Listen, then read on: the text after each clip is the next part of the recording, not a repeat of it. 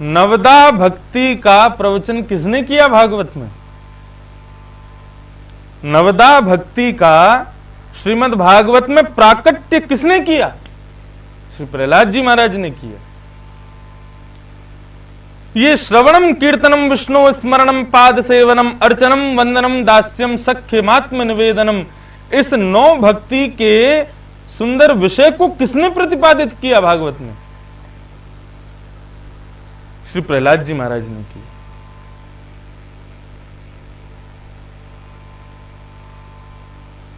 पिता हिरण्यकश्यप के द्वारा पूछने पर कि तुमने अपनी विद्या में क्या ग्रहण किया, कुछ सुंदर शिक्षा बताओ, तब अपने पिताजी से श्री प्रहलाद जी महाराज कहते हैं कि तत् साधु मन्ये असुरवर्य देहि नाम।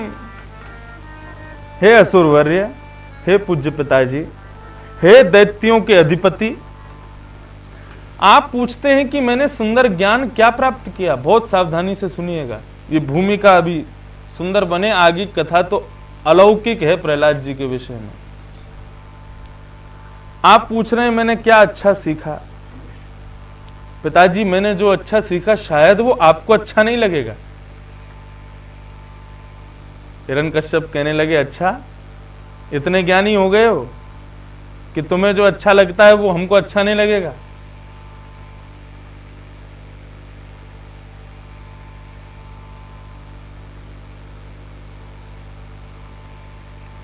प्रहलाद जी महाराज कहने लगे, पिताजी मानव को चाहिए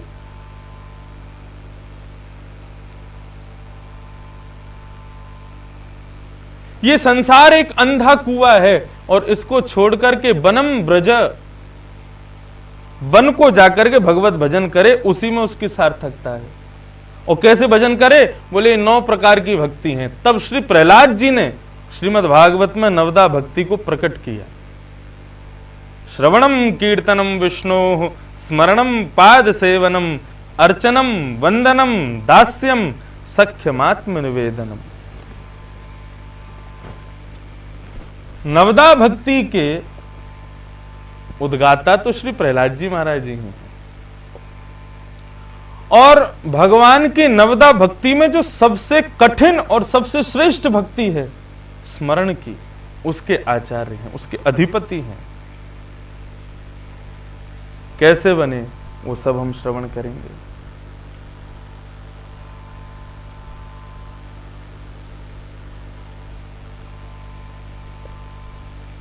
राजा प्रियव्रत ने मन में विचार किया कि ये रात्रि नहीं होनी चाहिए।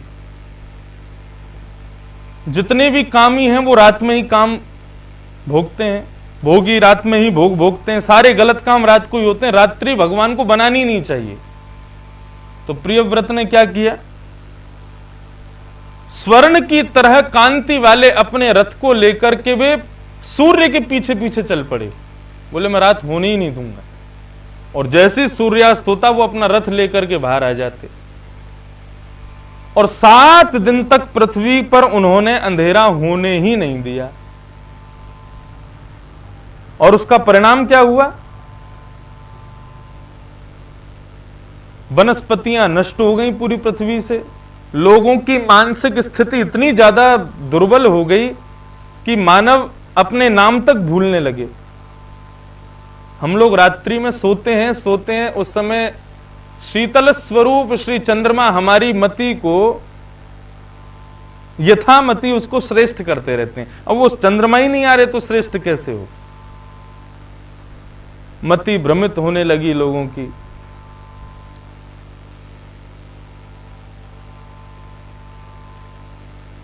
मति भ्रमित होने लगी। तब श्री ब्रह्मा जी ने आकर के, उनके वंश में ही थे श्री प्रियव्रत राजा। प्रियव्रत राजा कौन है? श्री ध्रुव जी के ताऊ जी हैं, ध्रुव जी महाराज के। प्रियव्रत राजा से ब्रह्मा जी ने कहा कि भैया तुम जो ये कर रहे हो ये उचित नहीं है। उनको आकर के समझाया, तब वे माने। लेकिन 7 दिन तक पृथ्वी पर अपना रथ घुमाने की वजह से उनके रथ के चक्के के गड्ढे से 7 द्वीप बन गए। और 7 समुद्र बन गए। जहां जहां चक्के गए रथ के, वहां वहां गड्ढों में तो समुद्र बन गए और उनके किनारे पर द्वीप बनते चले गए। इसलिए 7 समुद्र 7 द्वीप, उसी में एक जम्बू द्वीप जिसमें हम रहते हैं। उनकी कथा के अंदर एक हरिवर्ष नाम का द्वीप है। उस हरिवर्ष नाम के द्वीप में, जैसे कि हमारा जो द्वीप है जम्बू द्वीप, यहां के ठाकुर कौन है? यहां के विशिष्टतम ठाकुर हैं नर नारायण, श्री बद्रिकाश्रम बद्रीनाथ भगवान। और इनकी पूजा कौन करते हैं? श्री नारद जी महाराज। ऐसे ही हरिवर्ष नाम द्वीप के मुख्य ठाकुर जी कौन है? नरहरि भगवान। नरहरि यानी कि नृसिंह भगवान। हरि कहते हैं सिंह को। नृसिंह भगवान हरिवर्ष के ठाकुर जी हैं। और वहां उनकी सेवा कौन कहते हैं? प्रहलादो अव्यवधान अनन्य भक्ति योगे न। वहां पर प्रहलाद जी उनकी भक्ति करते हैं, अनन्य भक्ति करते हैं और एक श्लोक का उच्चारण करते हैं। ये श्लोक याद होना चाहिए नृसिंह भक्तों को।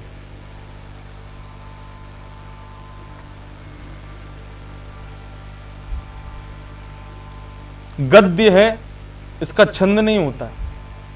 श्रीमद् भागवत का पंचम स्कंद जो है वो संपूर्ण गद्य में है, उसका पाठ करना भी वो छंदबद्ध नहीं है, गद्य में है। ओम नमो भगवते नरसिंहाय नमस्ते जस तेजसे आविराविर्भाव वज्रनख वज्रदंष्ट कर्माशयान रंधय रंधय तमो ग्रास ग्रास ओम स्वाहा। इस मंत्र का उच्चारण करते हैं कौन? श्री प्रहलाद जी महाराज। ओम नमो भगवते नरसिंहाय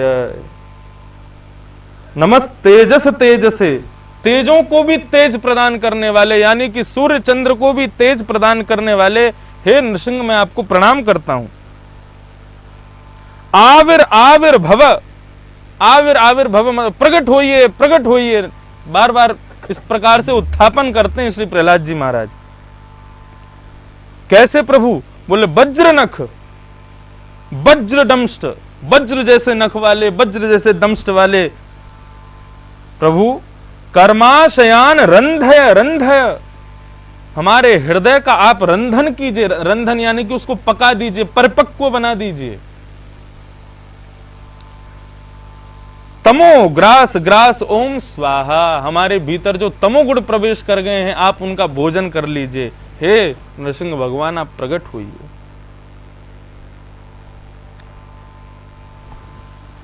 इस श्लोक का नित्य उठ करके यदि यजन किया जाए तो प्रातःकालीन बेला में इस श्लोक का पाठ करने से, इस श्लोक का जप करने से पूरे दिन नृसिंह भगवान उस व्यक्ति की रक्षा करते हैं जिस प्रकार प्रहलाद की रक्षा करते हैं। ऐसे श्री नृसिंह भगवान की स्तुति गा रहे हैं श्री प्रहलाद जी महाराज। स्वस्ति, सर्व कल्याण का भाव किसने प्रतिपादित किया? श्री प्रहलाद जी महाराज ने किया।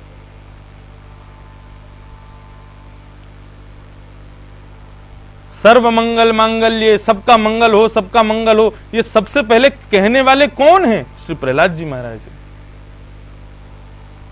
स्मरण भक्ति के आचार्य। स्वस्तस्तु विश्वस्य खल प्रसीदता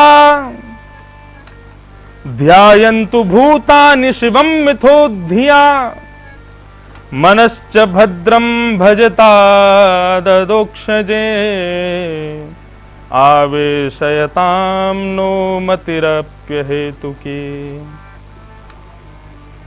प्रहलाद जी महाराज कह रहे हैं प्रभु, मैं पहले थोड़ा सा प्रहलाद जी का एक विषय मात्र प्रतिपादित, एक प्रकार से उनको प्रणाम मात्र कर रहा हूं क्योंकि भक्तों के अग्रगण्य, फिर उसके बाद उनकी स्मरण भक्ति के विषय में चर्चा करेंगे। प्रहलाद जी के भीतर सबसे बड़ा गुण क्या है? वो सबका कल्याण चाहते हैं। सबका कल्याण। भगवान जब प्रकट हो जाते हैं नृसिंह भगवान हरि द्वीप में, तब प्रहलाद जी कहते हैं स्वस्तस्तु विश्वम खल प्रसीदता, हे प्रभु इस पूरे विश्व का मंगल हो ऐसी कृपा कर दो। और विश्व में खल जो हैं, खल मतलब कि दुष्ट जो हैं, मूर्ख जो हैं, मंद बुद्धि जो हैं, उन पर भी कृपा हो,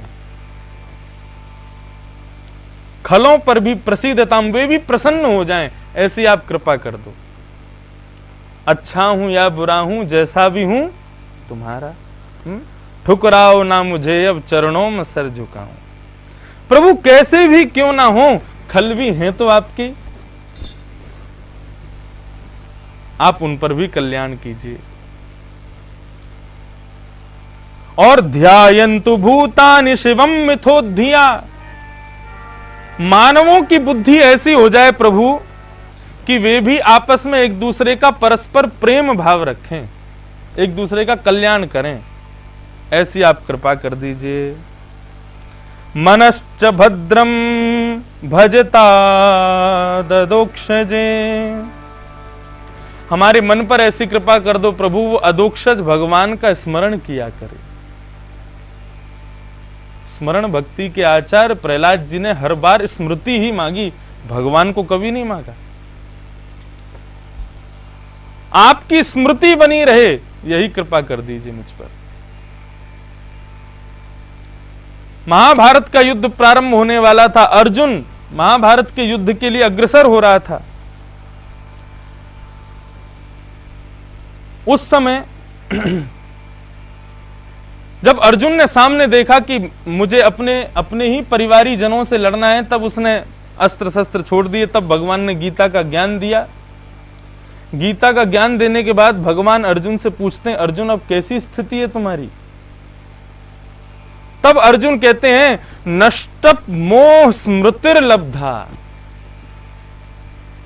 मेरा मोह नष्ट हो गया है और मुझको स्मृति प्राप्त हो गई है। मतलब आपकी कही गई बात स्मृति में आ गई है, स्मरण में आ गई है मेरे, अब मैं युद्ध करने लायक बन गया हूं।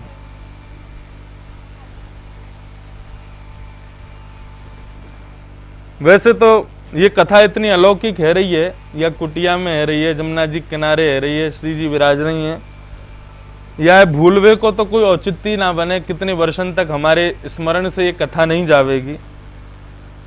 लेकिन कई बार कई जगह कथाओं में हम भी भूल जाएं, कहीं कथा भाई लोग भी भूल जाएं कि यहाँ कथा भाई, कथा भाई वाय भूल जाओगे, लेकिन कथा में यदि कोई श्रेष्ठ बात सुनी होगी उसको नहीं भूलोगे। वही तो स्मृति है। प्रहलाद जी कह रहे हैं मुझको कुछ नहीं चाहिए, बस इतना कर दो कि मेरे भीतर स्मरण की शक्ति तीव्र हो जाए।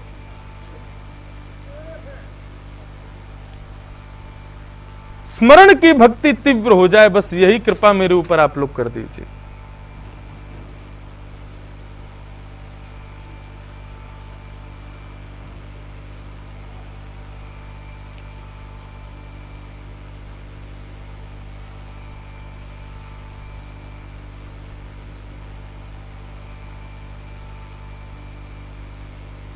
इस प्रकार से श्री प्रहलाद जी महाराज हरि द्वीप में श्री नृसिंह भगवान की सेवा पूजा करते हैं। अब श्री प्रहलाद जी के थोड़े विषय में हम लोग उनके जीवन विषय में चर्चा कर लें और उनकी स्मृति भक्ति की श्रेष्ठता उनको कैसे प्राप्त हुई उस विषय में भी चर्चा करेंगे। इसकी आवाज थोड़ी सी और बढ़ाओ।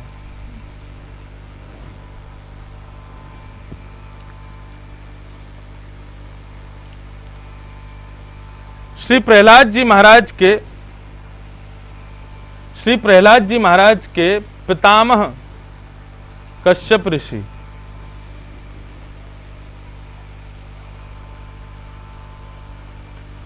ऋषि की 3 पत्नियां हैं, दिति, अदिति और दनु।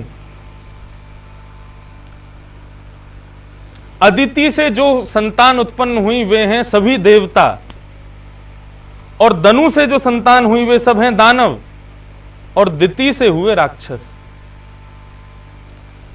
कश्यप ऋषि के ही पुत्र देवता हैं, कश्यप ऋषि के ही पुत्र दानव हैं, कश्यप ऋषि के ही पुत्र दैत्य हैं। बस पत्नियां अलग अलग हैं, माताएं अलग अलग हैं उनको जन्म देने वाली। अब आप प्रश्न करेंगे कि एक ही पिता की दो प्रकार की मनस्थिति वाले संतान, राक्षस और देवता, ऐसा कैसे हो सकता है?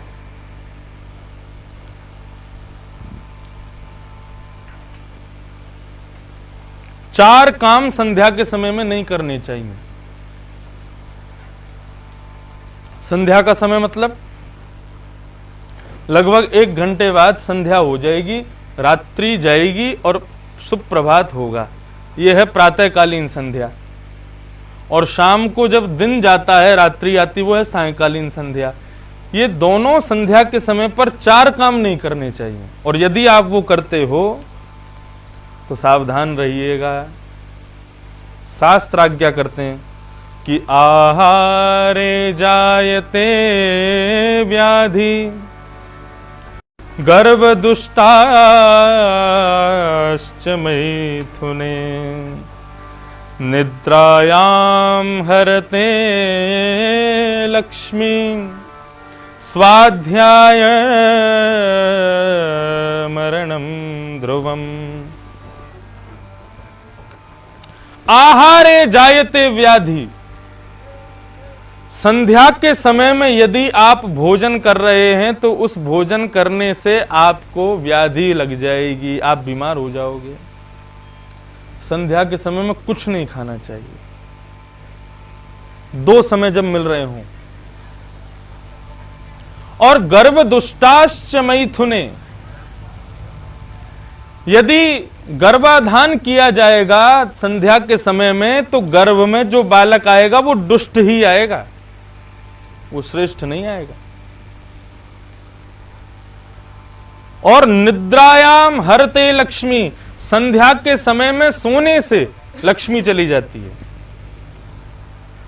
और चौथी और बड़ी विशेष बात बताई, स्वाध्याय मरणम ध्रुवम, नया पाठ पढ़ने से 2 बातें बताते हैं। कई संत तो कहते हैं कि विस्मृति हो जाती है, लेकिन कहीं कहीं लिखा गया मरणम ध्रुवम, यानी कि नया पाठ पढ़ने से अकाल मृत्यु हो जाती है। संध्या के समय में ये 4 काम नहीं करने चाहिए। लेकिन मेरा मन कहता है कि संध्या के समय में अध्ययन करने से अकाल मृत्यु नहीं, विस्मृति हो जाती होगी। लेकिन कहीं कहीं बिल्कुल स्पष्ट लिखा मरणम ध्रुवम। तो ये 4 काम नहीं करने चाहिए संध्या के समय में। अब कश्यप ऋषि की पत्नी, दूसरी पत्नी दिति, उसने गर्भाधान की इच्छा प्रकट की और संध्या के समय में की। कश्यप ऋषि के बार बार मना करने पर भी नहीं मानी, गर्भाधान किया गया। तो संध्या बेला में गर्भाधान हुआ, इसलिए उसके गर्भ में 2 राक्षस पुत्र आ गए, हिरण्यकश्यप और हिरण्याक्ष। कश्यप ऋषि ने अपनी पत्नी को डांटा, फटकारा, कहा कि देवी, तुमने संध्या के समय को पवित्र करते हुए गर्भाधान किया है, तुम्हारे अब गर्भ से 2 राक्षस जन्म लेंगे। और वे राक्षस भगवान के द्वारा मारे जाएंगे। क्यों? क्योंकि वो ब्राह्मणों का अनादर करेंगे, यज्ञों का अनादर करेंगे, पृथ्वी का अनादर करेंगे, मानवों का अनादर करेंगे, सबका अनादर करेंगे, इसलिए भगवान द्वारा उनकी मृत्यु होगी। दिति को जब होश आया तब उसने आकर के क्षमा मांगी, बोले मुझे क्षमा कर दें, मैंने बहुत गलत समय पर गर्भाधान की इच्छा प्रकट की। क्षमा मांगी तो कश्यप ऋषि प्रसन्न हो गए, बोले कि चलो तुम्हें अपनी गलती का बोध तो हुआ,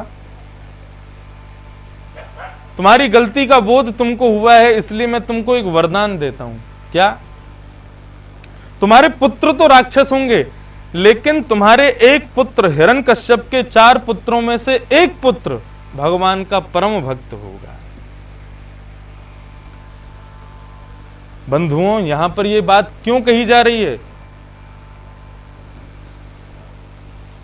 भक्तिवान यदि कोई व्यक्ति है तो भक्तिवान होने में बहुत बड़ा योगदान हमारे पूर्वजों का होता है।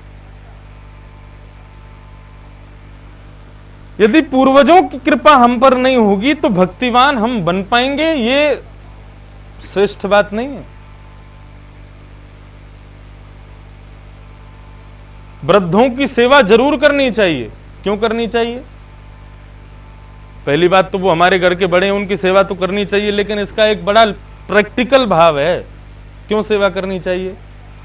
बोले वो वृद्ध हैं, अब उनका समय है, अब वो कभी भी जा सकते हैं। हम उनके अंतिम समय में सेवा करेंगे और वे उस समय भगवत प्राप्ति हो जाएगी, वैकुंठ गमन होगा, तो वैकुंठ पति भगवान से जाकर के वो हमारी प्रार्थना कर देंगे कि प्रभु इसने मेरी बहुत सेवा की है, आप इस पर दृष्टि बनाए रखना। अभी पितृपक्ष प्रारंभ होने वाला है। पितृपक्ष का नियम क्या है? अपने पितरों का हम स्मरण क्यों करते हैं? पितरों का स्मरण ही इसीलिए किया जाता है क्योंकि पितृ बैठे लाल जी के चरणों में। हम उनका स्मरण करेंगे तो लाल जी से हमारी थोड़ी सी गुहार कर देंगे, भैया देखो वो याद कर रहे हो, या पे तुम कृपा बनाए रखी है। इसलिए पितृ स्मरण किया जाता है। श्राद्ध का मतलब क्या? श्रद्धा ही श्राद्ध है। पितरों में श्रद्धा रखो। प्रहलाद जी महाराज इतने बड़े भक्त हैं, उसमें सबसे पहला कारण क्या है? उनके पितामह, उनके पूर्वज उनसे प्रसन्न है, उनके पूर्वजों का आशीर्वाद उनके ऊपर है। अभी तक हिरण्यकश्यप और हिरण्याक्ष भी नहीं हुए, और उस समय कश्यप ऋषि क्या कह रहे हैं? सवै महाभागवतो महात्मा महानुभावो महता महिष्ठ प्रबुद्ध भक्त्या ह्यनुभावेताशये निवेश्य वैकुंठमिमं विहास्यति। देवी, तुम्हारे पौत्र के रूप में, मतलब हमारे पौत्र के रूप में कोई और नहीं आएगा। कौन आएगा? महाभागवत। ये महाभागवतों की तो चर्चा हो रही है, नौ महाभागवत। बोले महाभागवत हमारा पौत्र बनेगा। कैसा होगा? बोले महात्मा। उसकी पहली वृत्ति क्या होगी? महात्मा होगा। महात्मा किसे कहते हैं?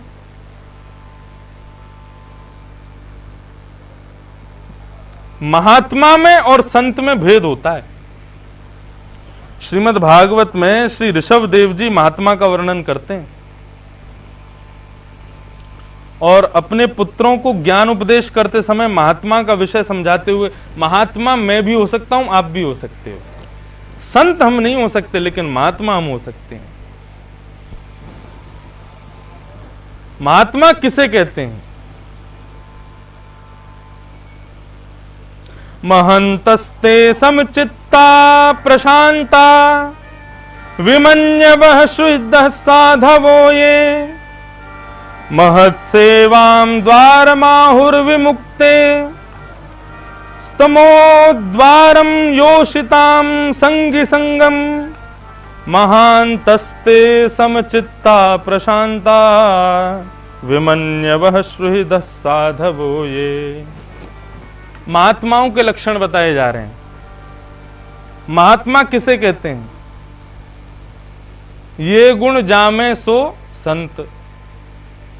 अगर ये इन गुणों से युक्त हम आप भी हैं तो हम भी महात्मा हैं।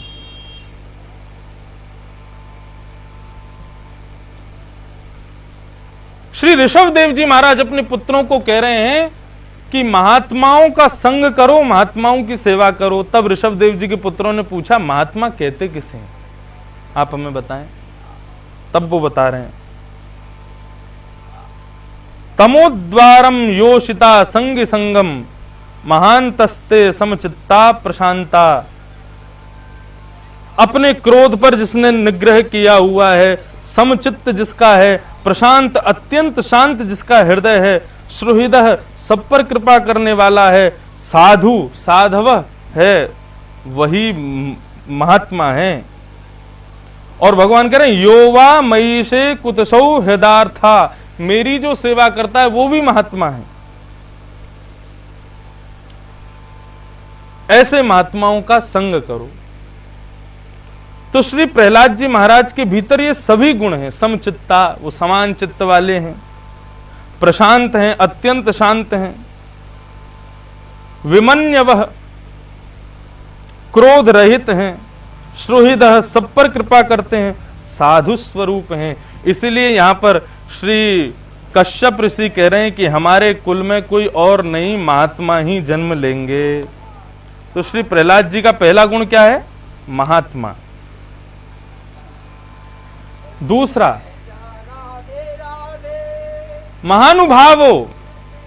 और महानुभावों का भाव क्या है? विश्वास युक्त। हमारे घर में जो ये पौत्र आएगा देवी, उसके अंदर प्रगाढ़ विश्वास होगा भगवान के प्रति। हिरण्यकश्यप कहेगा तेरा भगवान कहाँ है? बोले खंबे में, तुझ में, मुझ में, सब जगह है। बोले मुझे तो दिखता नहीं खंबे में। बोले मुझे तो दिख रहा है। श्री भक्तमाल जी का छप्पे श्री प्रहलाद जी के लिए बहुत सुंदर बात कहता है। भगवान खंबे में थे नहीं, फिर आ कैसे गए? तो श्री भक्तमाल जी में श्री नाभाजी महाराज वर्णन करते हैं कि भगवान खंभ में प्रकट कैसे हो गए। जब खंबे में थे ही नहीं तो वहां आए कैसे हैं? श्री नाभाजी महाराज कह रहे हैं भक्तमाल में, सुमिरन साचों की ओ लियो देखी सब ही में, एक भगवान कैसे काटे तरवार हैं। काटी वो खड़ग जल बोरी वो सकती जाकी, ताही को निहारे चहूं और सो अपार है। पूछे ते बतायो खंब, ताहा ही दिखायो रूप, प्रगट अनूप भक्त वाणी ही सो प्यार है। भगवान क्यों आ गए वहां पर? सबसे बड़ी बात नाभाजी महाराज क्या कह रहे हैं? बोले भगवान खंबे में थे नहीं, लेकिन क्यों आए? बोले भक्त वाणी हूं सो प्यार है। मेरो भक्त बस कह वर दे, मुंह को तो वही थे तो प्यार है मुंह। प्रहलाद ने कह दिया मुझे दिख रहा है, तो भगवान तुरंत पहुंच गए वहां पर, थे नहीं। नाभाजी की सबसे ऊंची बात श्री प्रहलाद जी महाराज के विषय में यह है, पूछे ते बतायो खंब। पूछा कहां है तेरा भगवान? बोले सब जगह है, खंबे में है। पूछे ते बतायो खंब, तब क्या कह रहे हैं? बोले ताहा ही देखो रूप। मतलब भक्त जहां पर कह दे कि यहां भगवान है, भगवान वहां पहुंच जाते, नहीं हो तो भी पहुंच जाएंगे। क्यों? अनूप भक्त वाणी हूं सो प्रेम है। भगवान को सबसे ज्यादा प्रेम किससे? बोले मेरा भक्त बस कह वर दे, मुझे उसकी वाणी ही से तो प्यार है, उससे ही तो प्रेम है। तो ये क्या है? श्री प्रहलाद जी महाराज की अनन्य भक्ति में जो विश्वास है। हम में विश्वास है ना? लेश भी नहीं है विश्वास का। विश्वास प्रकट भी होता है तो तत्क्षण, क्षण भर के लिए बस।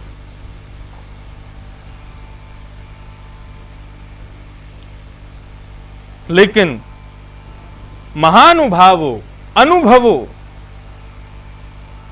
विशेष अनुभव विद्यमान है किसमें? श्री प्रहलाद जी महाराज में।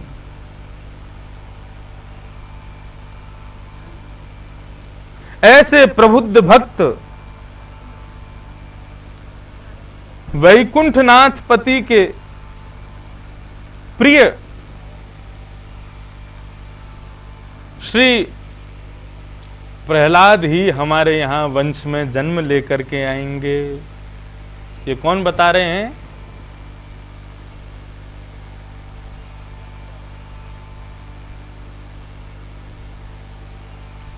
ये श्री कश्यप ऋषि बता रहे हैं कि हमारे कुल में श्री प्रहलाद जी का प्रादुर्भाव होगा। सब्सक्राइब वाले लाल बटन को दबाएं और कमेंट में राधे राधे जरूर लिखें।